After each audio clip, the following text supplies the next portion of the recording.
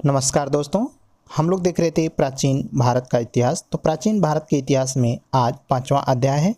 अध्याय का नाम है महाजनपदों का उदय। तो महाजनपदों का उदय कैसे हुआ उसके बारे में हम देखते हैं। बुद्ध के जन्म के पूर्व 6वीं शताब्दी ईसा पूर्व में भारतवर्ष 16 जनपदों में बटा हुआ था। इसकी जानकारी हमें बौद्ध ग्रंथ के आगुंतर निकाय से मिलती है और जैन ग्रंथ के भगवती सूत्र से हमें 16 महाजनपदों का उल्लेख मिलता है। तो दो प्रश्न यहाँ से आपके बनते हैं कि 16 महाजनपदों का उल्लेख कहाँ कहाँ से मिलता है। तो बौद्ध धर्म के आगुंतर निकाय और जैन धर्म के भगवती सूत्र से हमें 16 महाजनपदों का उल्लेख मिलता है। तो देखते हैं कि 16 महाजनपद कौन कौन थे। तो अंग की राजधानी चंपा थी, जो वर्तमान में भागलपुर मुंगेर बिहार में है। मगध की राजधानी गिरिब्रज या राजगिरी था, जो पटना गया के पास था। काशी की राजधानी वाराणसी था, जो वाराणसी के आसपास के क्षेत्र था। वत्स की राजधानी कौशाम्बी, जो इलाहाबाद के आसपास का क्षेत्र था। वज्जी की राजधानी वैशाली विदेह या मिथिला था, जो मुजफ्फरपुर एवं दरभंगा के आसपास का क्षेत्र था। कोसल की राजधानी श्रावस्ती था, जो फैजाबाद उत्तर प्रदेश के आसपास का क्षेत्र था।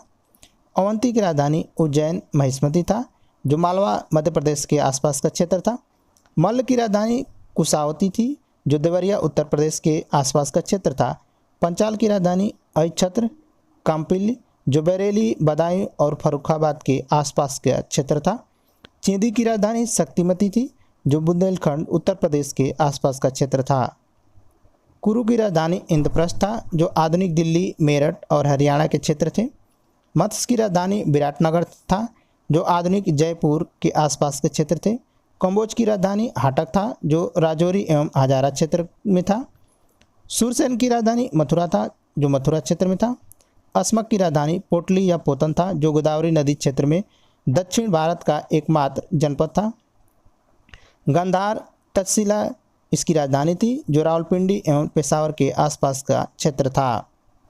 16 महाजनपदों के बाद हम अगला अध्याय देखेंगे। तो अगला अध्याय है हमारा जैन धर्म। तो जैन धर्म के बारे में सबसे पहले देखते हैं कि जैन धर्म के संस्थापक और प्रथम तीर्थंकर कौन थे। तो ऋषभदेव। तो पहला प्रश्न आपसे यही पूछता है कि जैन धर्म के संस्थापक कौन थे या प्रथम तीर्थंकर कौन थे। तो ऋषभदेव थे। जैन धर्म में कुल तीर्थंकरों की संख्या कितनी थी। तो 24 थी। प्रमुख जैन तीर्थंकर और उनके प्रतीक चिन्ह। तो जैन तीर्थंकर के नाम एवं क्रम है इधर, और इधर प्रतीक चिन्ह है। पहले जो जैन धर्म के तीर्थंकर थे वो ऋषभदेव थे।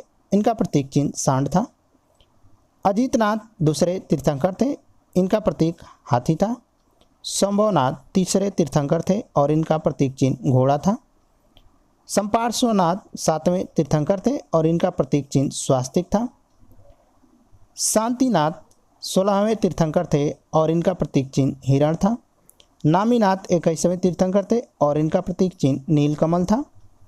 अरिष्टनेमी 22वें तीर्थंकर थे और इनका प्रतीक चिन्ह शंख था।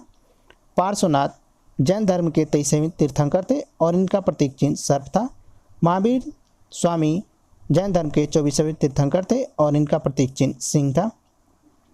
दो जैन तीर्थंकरों ऋषभदेव एवं अष्टनेमी के नामों का उल्लेख ऋग्वेद में मिलता है। अष्टनेमी को भगवान कृष्ण का निकट संबंधी माना जाता है। जैन तीर्थंकरों में सबसे पहले देखेंगे पार्श्वनाथ के बारे में। तो जैन धर्म के ये 23वें तीर्थंकर थे।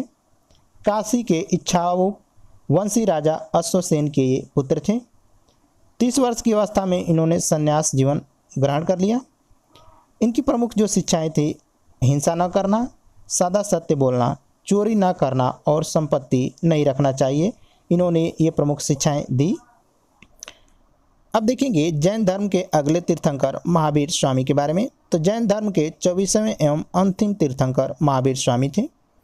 महावीर स्वामी का जन्म कब हुआ था। तो 540 ईसा पूर्व हुआ था। अगला प्रश्न बनता है कि महावीर स्वामी का जन्म कहाँ हुआ था। तो कुंडल ग्राम वैशाली में हुआ था। महावीर स्वामी के बचपन का नाम वर्धमान था। इनके पिता का नाम सिद्धार्थ था, जो ज्ञात्री कुल के सरदार थे। महावीर स्वामी के माता का नाम त्रिशला था। त्रिशला लिच्छवी राजा चेटक की बहन थी। इनके पत्नी का नाम यशोदा था और इनकी पुत्री का नाम प्रियदर्शनी था, जिसका विवाह जमाली से हुआ था। 30 वर्ष की उम्र में भाई नंदीवर्धन की अनुमति से महावीर स्वामी ने संन्यास ले लिया और 12 वर्षों की कठोर तपस्या किए। तो तो 42 वर्षों की उम्र में जिब्रिक के समीप रिजपालिका नदी के तट पर साल वृक्ष के नीचे इनको ज्ञान की प्राप्ति हुई। जैसे इनको ज्ञान की प्राप्ति हुई तो महावीर स्वामी को जिन अर्थात विजेता कहा जाने लगा, अहर्त अर्थात पूज्य और निग्रत अर्थात बंधनहीन कहा जाने लगा। महावीर स्वामी ने अपना प्रथम उपदेश राजगृह में बितुलाचल पहाड़ी पर बाराकर नदी के तट पर प्राकृत अर्थात अर्धमागधी भाषा में दिया।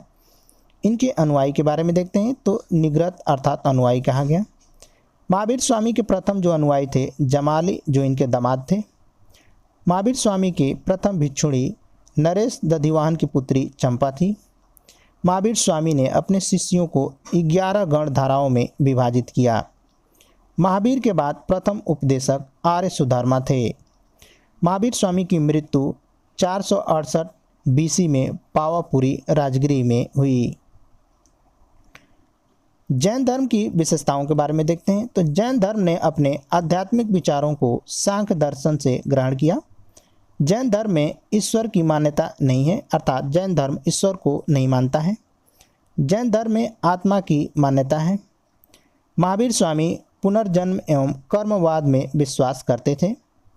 जैन धर्म के त्रिरत्न सम्यक दर्शन, सम्यक ज्ञान, सम्यक आचरण है और इस हेतु 5 महाव्रत करने होंगे।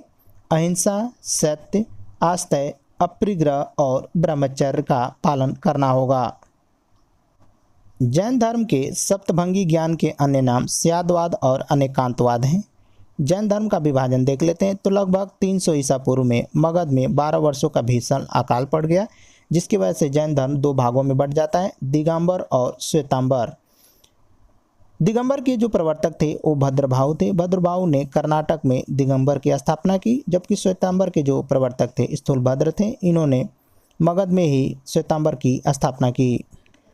जैन धर्म के प्रमुख तथ्यों के बारे में देख लेते हैं तो जैन धर्म मानने वाले जो प्रमुख राजा थे वो उदयन, वध राजा चंद्रगुप्त मौर्य, कलिंग नरेश खारवेल, राष्ट्रकूट राजा अमोघवर्ष और चंदेल शासक थे।